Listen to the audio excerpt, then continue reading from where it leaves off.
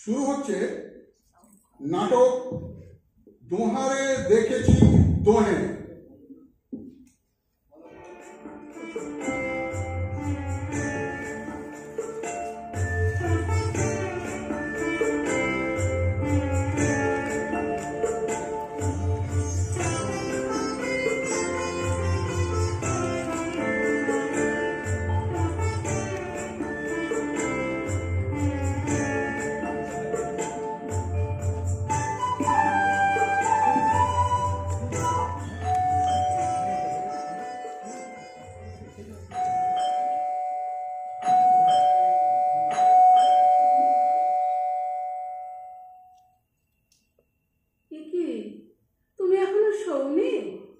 না খেয়ে নিয়েছ তো?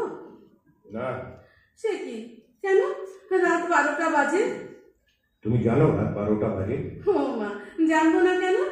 আমার হাতে ঘড়ি নেই? আছে, আমি মনে করেছিলাম নেই। না না, আছে বই কি, সেই জন্য তো জিজ্ঞেস করছি। এত রাত্রি হয়ে গেছে, তুমি খাওনি কেন গো? তুমি বোধহয় ভুলে গেছো গত 10 বছর আমরা দুজনে রাত্রে একসঙ্গে খাই।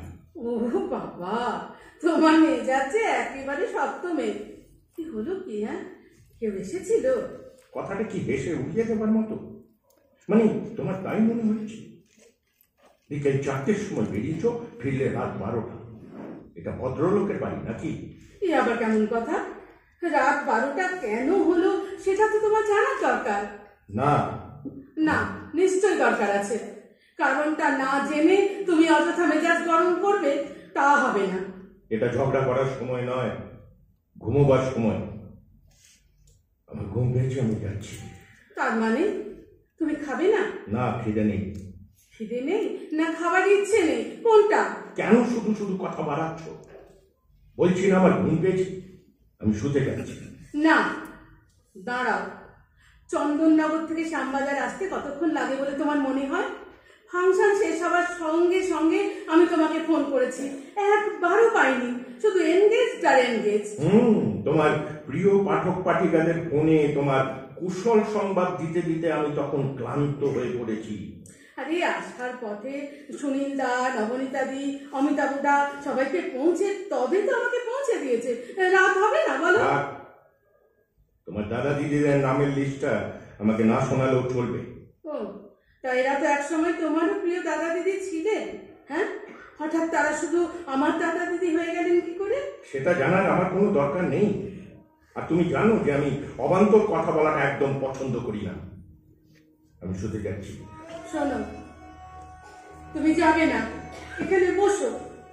আমার কটা কথা তোমায় শুনতেই হবে। না, তোমার কোনো কথা শোনার আমার এতটুকু ইচ্ছে নেই। এই যে আজ বিকেল 4টে থেকে রাত 11টা পর্যন্ত তোমার 20খানা ফোন এসছে। হ্যাঁ, দেখো ওই নামগুলো লিখে রেখেছি, দেখে নিও। তা রাতটা কিসের জন্য হয়েছে? রাত করে বাড়ি আসার জন্য, না ওই 20টা টেলিফোনের জন্য? তোমার তো যথেষ্ট বুদ্ধি আছে, নিজেই বুঝে নাও। দেখো, এক সময় কিন্তু আমি সারা দিনে তোমার 60-70টা ফোন রিসিভ করেছি। আমার রাগ হয়নি, আমার আনন্দ হয়েছে, আমার গল্প হয়েছে। কবি হিসেবে আমার স্বামী যে এতটা নাম, তার জন্য নিজেকে খুব অহংকারী মনে হয়েছে। তোমার স্ত্রী হবার অহংকার, বিখ্যাত কবি দিবাকর বোসের সহধর্মিণী হবার অহংকার। তাই এই কথাটা আজকে নতুন করে বলবার কি আছে? আছে, বলবার আছে। লিখতে আমি কোনোদিন চাইনি, তুমি ইনসিস্ট করেছো লিখতে। আমি ভয় পেয়েছি, তুমি তুমি ভয় ভাঙিয়েছো, সাহস দিয়েছো সব সময়। বলেছো লেখা তোমার রক্তে। বলনি তুমি যে এটাই ন্যাচারাল? তা সেই ন্যাচারাল ব্যাপারটা আজ হঠাৎ এমন অ্যাবনর্মাল হয়ে গেল কি করে? কারণ ব্যাপারটা নর্মাল নেই বলে। তাই তোমার লেখাকে উৎসাহ দিতে গিয়ে আমার একবারও মনে হয়নি যে লিখতে গিয়ে তুমি আর একবারও আমার দিকে তাকাবে না, সংসারের থেকে পুরোপুরি সরে যাবে। মানে এতটা মিথ্যে কথা বলতে তোমার সংকোচ হচ্ছে না? লজ্জা হচ্ছে না? কথাটা তোমার মিথ্যে বলে মনে হচ্ছে না? না, মিথ্যে নয়। নিজের মনকে জিজ্ঞেস করে দেখো, কতদিন তুমি রান্না করে যাওনি? আমার পছন্দ মতো কতদিন কিছু রান্না করনি? তুমিও নিজের মনকে জিজ্ঞেস করে দেখো, একসময় তুমি আমায় বলেছিলে কিনা একদম রান্নাঘরের দিকে যাবে না, লোক আছে সে রান্না করবে, তুমি শুধু লিখবে, মন দিয়ে লিখবে। বলনি বলনি তুমি? তার মানে এই নয় যে কখনোই রান্না করবে না, কখনোই আমার কথা ভাববে না? এই কথাটা তুমি বলতে পারলে?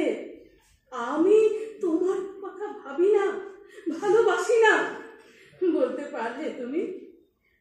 তিনটে পুজো সংখ্যা লেখা আমার হাতে, স্বভাবতই আমি একটু ব্যস্ত হয়ে পড়েছি, হয়তো হয়তো সেই জন্যই একটু কম নজর দিয়েছি তোমার দিকে। তাই বলে তুমি বলবে যে আমি তোমার কথা ভাবি না? ঠিক আছে ঠিক আছে, আমি সম্পাদকদের কালকেই জানিয়ে দেব যে আমি লিখবো না, আপনারা অ্যাডভান্সের টাকা ফেরত নিয়ে যান। তা না হলে 16 কলা পূর্ণ হবে কি করে? দিবাকর বোসকে আরো নিচে না নামালে তোমার চলবে কি করে? তুমি কি বলছো তুমি বুঝতে পারছো? নেশা যে করনি সেটা তো বুঝতেই পারছি, নেশা না করেই তুমি ভুল বকছো। ভুল বলছি? তা না তো কি? একটা কথা উত্তর দাও তো, তুমি কি চেয়েছিলে? তোমার বউ দিবে, কিন্তু বাইরে বেরোবে না, সে শুধু তোমার সঙ্গে বেরোবে, আর কারোর সঙ্গে যাবে না। কিন্তু আমার সঙ্গে তুমি তো কোথাও যাবে না, কোনো ফাংশনে না, সাহিত্য সভায় নয়, কোথাও না, তোমার সম্মানে লাগে। তাহলে তাহলে তোমার বউ কি করবে? তার কোনো সঙ্গী নেই, বাচ্চা নেই, সে একা, একেবারে একা। কতক্ষণে তুমি বাড়িতে আসবে তার জন্য সারা দিন সবরই প্রতীক্ষায় থাকবে। এই তো চেয়েছিলে তুমি? হ্যাঁ হ্যাঁ, এই চেয়েছিলাম আমি। আমি অম্বাবসের স্বামী হয়ে বাঁচতে চাইনি, তার সেক্রেটারি হয়েও বাঁচতে চাইনি। আমার নিজস্ব পরিচয়ে কবি অধ্যাপক দিবাকর বসু হয়ে বাঁচতে চেয়েছি আমি। কেন কেন চেয়েছো? তোমার সাফল্যের আলোয় যদি আমি আলোকিত হতে পারি, তবে আমার যশের কিরণে তুমি কেন উদ্ভাসিত হবে না? কেন কেন? কোথায় লাগছে তোমার? বলো, তুমি তো সেই দিবাকরই আছো। আমি তো কোনোদিনও তোমার ধারে কাছেই যেতে পারবো না, আমার সে ক্ষমতাই নেই। তবে তবে তোমার কি অসুবিধে হচ্ছে? কেন স্পষ্ট করে বলো না তুমি কি চাও? তোমার ইচ্ছের বিরুদ্ধে আমি তো কোনোদিন যাইনি, তবে কেন কেন আমাকে বাধ্য করছে তোমার মুখের উপর কথা বলতে? কেন কেন বাধ্য করছি? কারণ তোমার গুণগ্রাহীদের প্রশ্নের বানে আমি জর্জরিত। তুমি কি খাচ্ছ, কোথায় যাচ্ছ, আমার সঙ্গে ভাব আছে কিনা, বাচ্চা কাচ্চা কেন হয়নি, টিভি সিরিয়ালে লিখছো কিনা, সিনেমাতে গল্প দিচ্ছ কিনা, এই সমস্ত প্রশ্নের জবাব দেওয়ার জন্য আমি নিজেকে দিবাকর বসু তৈরি করিনি। আমি কিন্তু সব সময় নিজেকে দিবাকর বসুর স্ত্রী অম্বাবস বলেই তৈরি করেছি। আজ আমার নিজের পরিচয়টা আমার কাছে নতুন কিছু মনে হয় না। মানুষের তো 2-3টে নামও থাকে, ওটাও আমার আর একটা নাম, লেখিকা অম্বাবসু। অন্তত আমি তাই মনে করি। তুমি কি মনে করো আর না করো তা জানা আমার বিন্দু মাত্র ইচ্ছে নেই। মোট কথা, কাল থেকে আমি তোমার কোনো ফোন রিসিভ করতে পারবো না। দরকার হলে একজন সেক্রেটারি রেখে নিও। তুমি তুমি কেমন করে, কবে এরকম পাল্টে গেলে গো? কবে কবে থেকে তুমি একেবারে অন্য মানুষ হয়ে গেলে? কবে? আমার দিকে তাকাবার সময় পাওনি তো, তাই জানতেও পারোনি আমি কবে কখন পাল্টে গেছি। আমি আমি অনেক দিন লক্ষ্য করেছি, আমার পাওয়া ওই পুরস্কারগুলোর দিকে তুমি কখনো তাকাও না, কোনোদিনও না। তোমার পাওয়া ওই অফুরন্ত পুরস্কারগুলো কিন্তু আমার প্রাণ, আমার সঙ্গী, আমার জীবন। কিন্তু আমার পাওয়া পুরস্কার দুটোগুলোর দিকে তুমি ফিরেও চাওনি, দেখোনি ওর ভেতরে কি লেখা আছে। হ্যাঁ হ্যাঁ, দেখিনি আমি, কারণ ওর ভেতরে লেখা বাঁধা পদগুলো আমার জানা, আমার মুখস্থ। ওসব পুরস্কারে আমার আর কিছু আসে যায় না।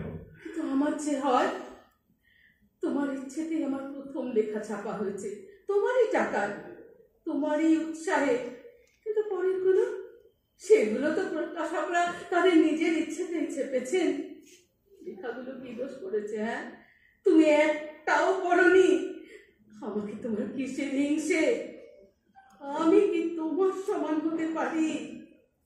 তোমার লেখাগুলো কিন্তু আমার সব মুখস্থ, সব সব।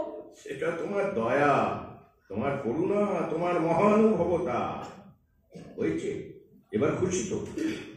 তুমি তুমি এভাবে আমাকে বলতে পারলে? আমি তোমাকে করুণা করি, তোরা দেখাল। এইভাবে বললে তুমি? কিছু দরকার নেই, কোনো দরকার নেই আমার লেখার। মরে যাক লেখিকা অম্বা বসু। আমার লেখাকেই যদি তোমার একমাত্র শত্রু বলে মনে হয়, তাহলে আমি আর লিখবো না, কোনোদিনও না। শুধু মিসেস দিবাকর ঘোষ হয়ে আমি বেঁচে থাকবো, শুধু মিসেস দিবাকর ঘোষ হয়ে। শুধু আমি চাই তোমার ভালোবাসার নিয়ন আলোয় তুমি আমাকে সাজিয়ে দাও।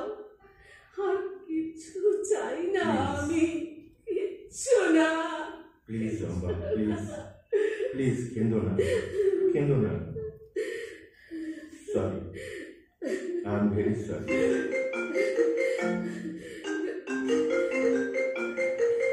কি ব্যাপার? এত রাতে ফোন? রাত 3টে বাজে প্রায়। কার আবার কি বিপদ হলো কে জানে। ধরতে হবে না, ধরতে হবে না ফোন। ফোনটা প্লিজ প্লিজ অম্বা, একটু চুপ করো। এত রাত্রে ফোন, নিশ্চয়ই কোনো জরুরি খবর। দাঁড়াও, আমি দেখছি। হ্যালো, কে? নীলেশ দা? হ্যাঁ নীলেশ দা, বলুন বলুন বলুন, কি ব্যাপার? হ্যাঁ, কি বলছে? অম্বা অ্যাওয়ার্ড পেয়েছে বলছেন কি? সাহিত্য একাডেমি? ও ভেরি গুড। হ্যাঁ হ্যাঁ হ্যাঁ, ডাকছি ডাকছি, ডাকো ওকে, এক্ষুনি ডাকো। কি বললেন? এক্ষুনি খবর পেয়েছেন? আচ্ছা আচ্ছা, আপনি অফিস থেকে ফোন করছেন তো? Thank you thank you thank you Nilesh দা, thank you very much. Nilesh দা, রং নাম্বার। এই অম্বা, রং নাম্বার ওটা। অম্বা প্লিজ। আপনি ভুল জায়গা ফোন করেছেন। এখানে অম্বা বসু থাকে না, এখানে থাকে না অম্বা বসু। অম্বা অম্বা প্লিজ, চুপ করো, চুপ করো অম্বা, চুপ করো। রাখি নীলেশ দা, রাখছি। হ্যাঁ হ্যাঁ নিশ্চয়ই, কাল সকালে দেখা করবো। আচ্ছা আচ্ছা। অম্বা চলো এবার একটু শোবে চলো। ওই দেখো ভোরের ছোঁয়া লেগে গেছে চারিদিকে। অম্বা, আমাদের জীবনেও নতুন করে ছোঁয়া লাগুক। চলো একটু ঘুমিয়ে নাও, কাল সকাল থেকে নতুন লেখাগুলো ঠিক করতে হবে তো। চলো চলো। আর শোনো, কাল থেকে আমি তোমার সঙ্গে সব জায়গায় যাব, আর তুমি একা নও, আমি তোমার পাশে থাকবো। হ্যাঁ থাকবো। না এবার শোন, চোখ বোঝো, আমি তোমার মাথায় হাত বুলিয়ে দিই অম্বা। ঘুমো, তুমি ঘুমো। তোমার একটা রিকোয়েস্ট করবো। বলো বলো না। তোমার মনে আছে বিয়ের পর যখন আমরা প্রথম দার্জিলিং গিয়েছিলাম, পূর্ণিমা রাত্রে কাঞ্চনজঙ্ঘা দেখতে দেখতে তুমি একটা কবিতা বলেছিলে? আমার খুব ভালো লেগেছিল গো। আজকে প্রথম সূর্যের আচ্ছা আলোয় আবার শোনাবে, শোনাবে সেই কবিতাটা? নিশ্চয়ই শোনাবো, নিশ্চয়ই শোনাবো অম্বা। দুজনের চোখে দেখেছি জগৎ, দোহারে দেখেছি দহি, মরুপথ তাপ দুজনে নিয়েছি সয়ে। ছুটিনি মোহন মরিচিকা পিছে পিছে, ভুলাইনি মন সত্যের করি মিছে। এই গৌরবে চলিব এভাবে, যতদিন তুমি বাঁচি। এ বাণী প্রেয়সী হোক মনীয়সী। তুমি আছো, আমি আছি। তুমি আছো, আমি আছি। তুমি আছো, আমি আছি।